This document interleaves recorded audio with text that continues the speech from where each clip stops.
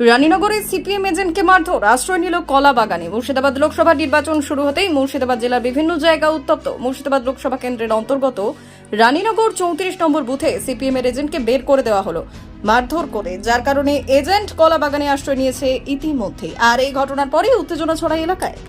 অন্যদিকে রানীনগরের মরিচা নিচুপাড়ায় পিয়ারুল ইসলামের বাড়ির পেছনে জোট পার্টির লোকেরা বোমা ফাটিয়ে ভয় দেখানোর অভিযোগ। গ্রামের সমস্ত হ্যান্ডেলিং করছে জোটের হয়ে, কোথায় কি আছে উনি সব জানেন। উনি এখানে ওই জোটের লোকেদেরকে উনি বলে এখানে বোম ফাটিয়ে গেলেন কিছুক্ষণ আগে।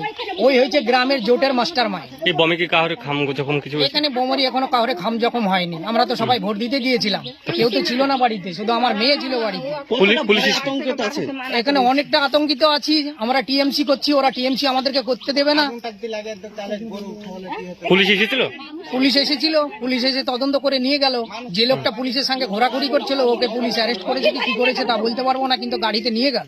ওর নাম ওর নাম আবুল হোসেন। আপনার নাম? আমার নাম পিয়ারুল ইসলাম।